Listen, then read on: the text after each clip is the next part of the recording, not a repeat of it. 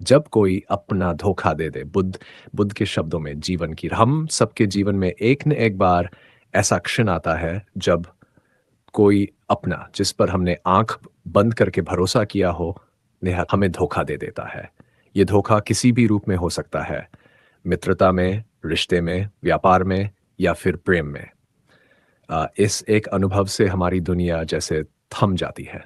मन टूटता है, आंखों में आंसू आ जाते हैं और दिल बार-बार यही पूछता है, मैंने ऐसा क्या किया जो इसके लायक था? लेकिन यदि हम इस गहरे भावनात्मक क्षण में खुद को सँभालना चाहते हैं, तो महात्मा बुद्ध के जीवन दर्शन को समझना बेहद सहायक हो सकता है। तस्मरण, दुःख को स्वीकार करना ही पहला कदम है। बुद्ध ने अपने पहले उपदेश में ही कहा था कि जीवन दुःखमय है, दुःखम। इसका मतलब ये नहीं कि जीवन केवल दुःख है, बल्कि ये कि जीवन में दुःख का आना तय है। जब हमें कोई धोखा देता है, तो हम ये सोचने लगते हैं कि हमारे साथ ही ऐसा क्यों हुआ? पर सच्चाई ये है कि यह संसार ही अनिश्चितता से भरा है। दुःख एक अनचाहा अतिथि है जो बिना बुलाए आता है। बुद्ध कहते हैं कि जब तक हम दुःख से भागते हैं, वह पीछा करता है, पर जब हम उसे स्वीकार कर लेते हैं, तो वह धीमा हो जाता है। इसलिए जब कोई अपना आप को धोखा दे, तो सबसे पहले इस दुःख को महसूस करें, उसे स्वीकारें और खुद को ये कहें, हाँ, मुझे दुःख हुआ है, लेकिन मैं इससे पार निकलूँगा। अपेक्षा जितनी कम, दुःख उतना कम।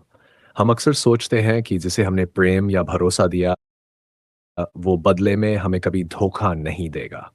लेकिन बुद्ध कहते हैं, अपेक्षा ही दुःख का कारण है।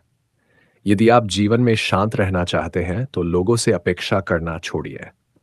आप केवल अपने कर्म और अपने व्यवहार को नियंत्रित कर सकते हैं, दूसरों के कर्मों को नहीं।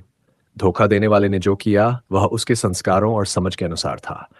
आप उसके कार्य को अपने आत्मसम्मान से जोड़कर देखेंगे तो दुःख और बढ़ेगा। बुद्ध सिखाते हैं कि दूसरों के कर्म उनके हैं, आपके नहीं। मौन और ध्यान, मन का इलाज। धोखे के बाद मन बेचैन हो जाता है, कभी गुस्सा, कभी पछतावा, कभी बदले की भावना। इन सारे भावों से खुद को बचाने का सबसे अच्छा तरीका है ध्यान।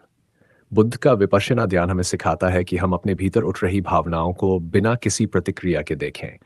हर रोज कुछ समय ध्यान में बैठें, अपने मन को जानें। आप पाएंगे कि भावनाएं आती हैं और जाती हैं। जो आज तेज तूफान जैसी लगती हैं, वो कल एक हल्की हवा बनकर रह जाएंगी।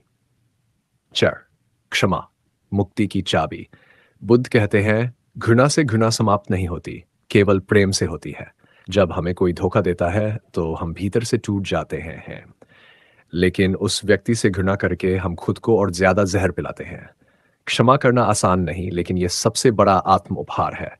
ध्यान रहे, क्षमा करने का अर्थ ये नहीं कि हम गलत को सही मान लें, बल्कि यह है कि हम खुद को उस कड़वाहट से मुक्त करें जो हमारी ऊर्जा चूस रही है। जब हम क्षमा करते हैं, तो हम स्वतंत्र हो जाते हैं। 5, स्वयं पर भरोसा करें। अप दीपो भव बुद्ध का प्रसिद्ध वचन है। अप दीपो भव अर्थात स्वयं अपना दीपक बना। वह उसके संस्कारों और समझ के अनुसार था। आप उसके कार्य को अपने आत्मसम्मान से जोड़कर देखेंगे तो दुख और बढ़ेगा। बुद्ध सिखाते हैं कि दूसरों के कर्म उनके हैं, आपके नहीं।